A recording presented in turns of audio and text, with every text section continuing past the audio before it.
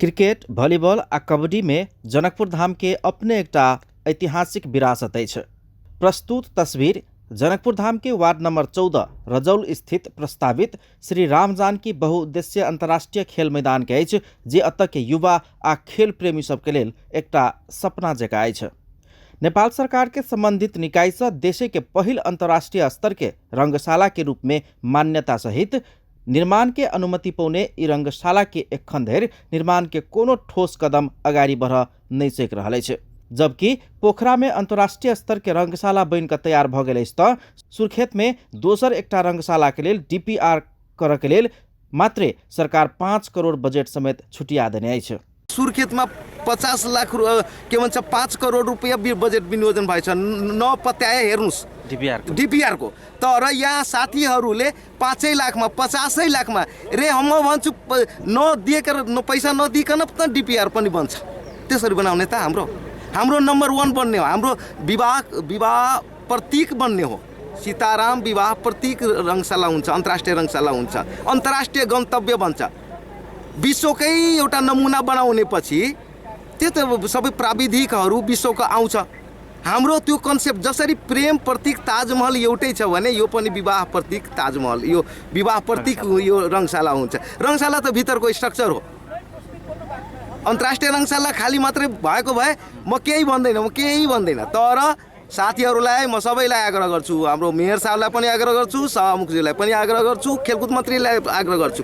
यो हाम्रो 15औं सालको जनकपुरवासीको सङ्घर्ष हो, जनकपुरवासीको योजना सोच हो। यो दिनेश पूर्वेको सोचमा जुन आएछ त्यो दिनेश पूर्वेको सोचमा आएको जनकपुरवासीको यो ग्राउन्डबाट धरतीबाट निस्केको हो। म दिनेश पूर्वेले सोचेको मात्रै एउटा त्यसको नोकर बनेर कार्यकर्ता बनेर सोच दिएको भगवानले मेरो दिमागमा सोचेको हो। राष्ट्रीय खेलकूद परिषद जनकपुर धाम के वार्ड नंबर 14 रजौल स्थित लक्ष्मण जिरायत के 17 बीघा जगह में राष्ट्र के पहचान तथा गौरव, इंटरनेशनल हब आ संसार के आकर्षण के केंद्र, धनुष आकार के अंतर्राष्ट्रीय स्तर के रंगशाला श्री राम जानकी बहुउद्देश्य अंतर्राष्ट्रीय रंगशाला निर्माण करबाक लेल वातावरण बनेबाक उद्घोष क चुकल अछि।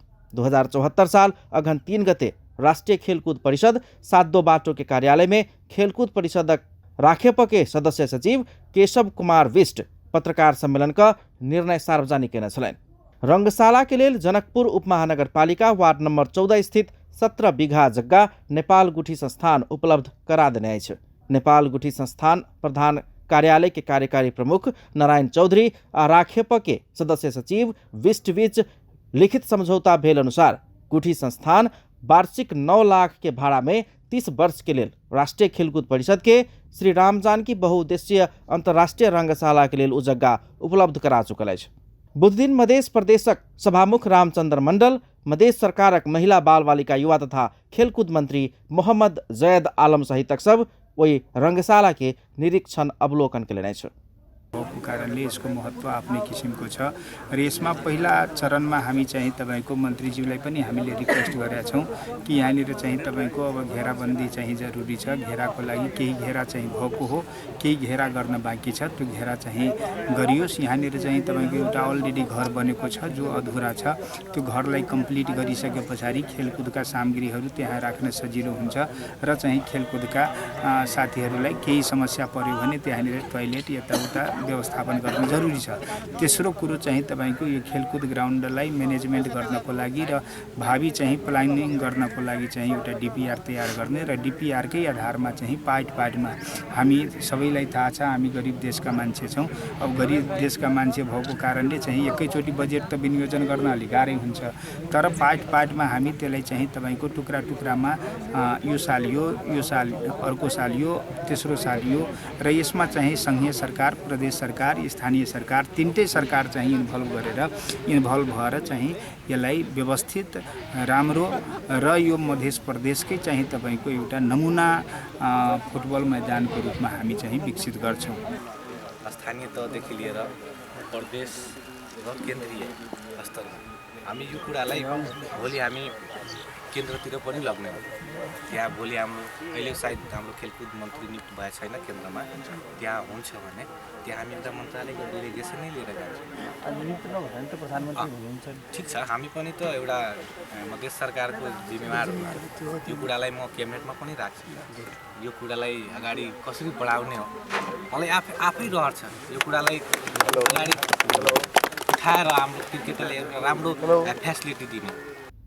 जनकपुरधाम उपमहानगरपालिका प्रमुख मनोज कुमार शाह जनकपुरधाम राजधानी समेत भचुकला एहन महत्वाकांक्षी आयोजना में तीनों तह के सरकार के समन्वय आ सहकार्य आवश्यक रहल बतबैत उपमहानगरपालिका अपना हिसाब से कोनो सहयोग कर पाछा नहीं हटबाक प्रतिबद्धता व्यक्त कयलनि कि संघीय सरकारले जुन प्रकारले यहाँ हेर्नुपर्ने थियो, अलिकति बीचमा मैले थाहा पाए जानकारी अनुसार यो प्रदेश सरकारले जब लालबाबु राउतको सरकार थियो भने यो कम्पिटिटरमा अलिकति वीरगञ्जतिर पनि तान्ने प्रयास भएको हो र केपी ओलीको सरकार भएको बेला झापातिर अन्तर्राष्ट्रिय रङ्गशाला तान्ने प्रयास पनि भएको रहेछ र यसको ग्राउन्डलाई जनकपुरधाम उपमहानगरपालिकाभित्र रहेको यो मध्य प्रदेशको अन्तर्राष्ट्रिय रङ्गशालालाई तपाईँ हेर्नुहोला भने धेरै चहलखेलहरू भएको छ। तर कुनै पनि सङ्घीय सरकारले होस् कि प्रदेश सरकारले होस् यो जनकपुरधामबाट बाहिर लग्न सक्दैन, किनभने खेलकुद परिषदले नै 17 बिघा जग्गाको भाडामा लिज अन्तर्राष्ट्रिय रङ्गशाला स्वीकार गरेको छ। नेपाल सरकारको सङ्घीय सरकारको नीतिमा परेको छ। त्यसैले अब स्थानीय सरकारबाट जे निर्णय गर्न तयार छ, अहिले सभामुखजी आउनुभएको छ, हाम्रो प्रदेशको खेलकुद मन्त्रीजी आउनुभएको छ, उहाँले जनकपुरधाम उपमहानगरपालिकामा हामी स्वागत पनि गरेका छौँ र आउँदा दिनहरूमा बजेटका लागि जनकपुर उपमहानगरपालिका हुने सिफारिस सहकार्यका लागि एनी टाइम हामी तयार छौँ। रंगशाला प्रचार प्रसार करबाक लेल तत्काले ऐसा अगिलका मधेश सरकार के खेलकूद मंत्रालय 20 लाख के सहयोग में घेराबेरा के लेल तारबार के काम करा देने इसना उपमहानगरपालिका के एखन 20 लाख के सहयोग में क्रिकेट पिच के निर्माण भ रहल अछि। ई पिच बनला के बाद ओत मेयर कप, महेंद्र नारायण निधि स्मृति कप सहितक खेल सब जल्दी होबाक आ ओइसँ रंगशाला बचेबाक लेल आ प्रचार प्रसार करबाक लेल एकटा अभियान के शुरुआत होबाक युवा आ खेल प्रेमी सब बतबै छथि। यसमा हाम्रो जनकपुरधाम उपमहानगरपालिकाको मेयर साहब मनोज शाहज्यूले आश्वासन दिनुभएको छ कि सुरुवातीमा यो पिच बनाउन, विकेट बनाउन जति खर्च लाग्छ त्यो हामीले नगरपालिकाबाट बेहोर्छौँ।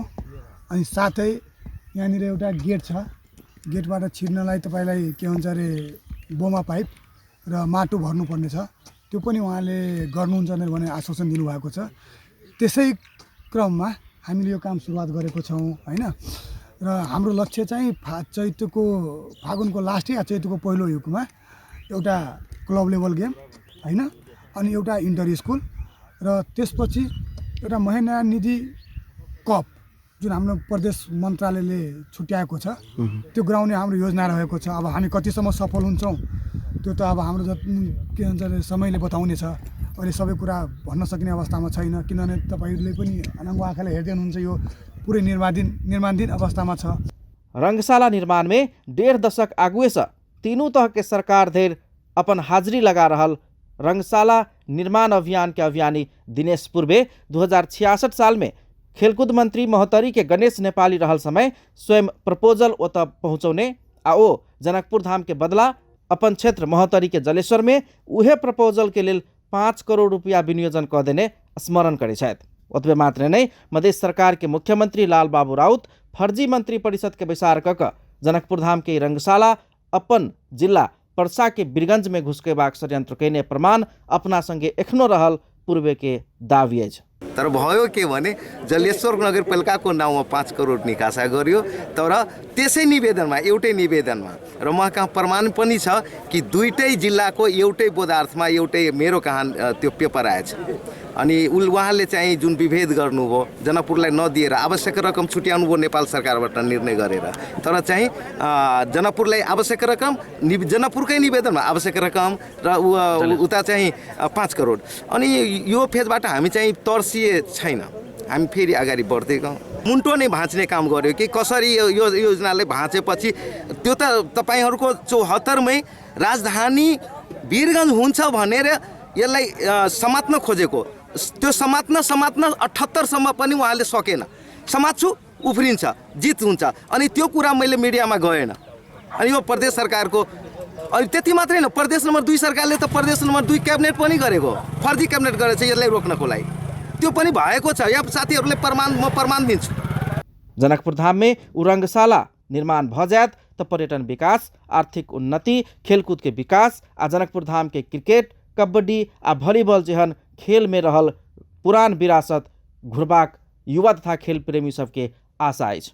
जस्तो जनकपुरको टिम थियो, अब नेपालमै हामी खेल्दाखेरि one of the best team जस्तो थियो कि अब गेमहरू चाहिँ अब निजी क्षेत्रहरूले त्यतिखेर लगानी गरिरहेको थियो। स्कुल लेभलहरू ग्राउन्ड नहुँदा हुँदासम्म पनि हामीलाई 12 बिघाले चाहिँ भ्याइरहेको थियो कि, तर अब चाहिँ यो खेल मैदान हिसाबले त्यसलाई हेर्ने गरेको छैन कि, त्यसमा अब अनेक किसिमको कामसाम भइरहेको थियो।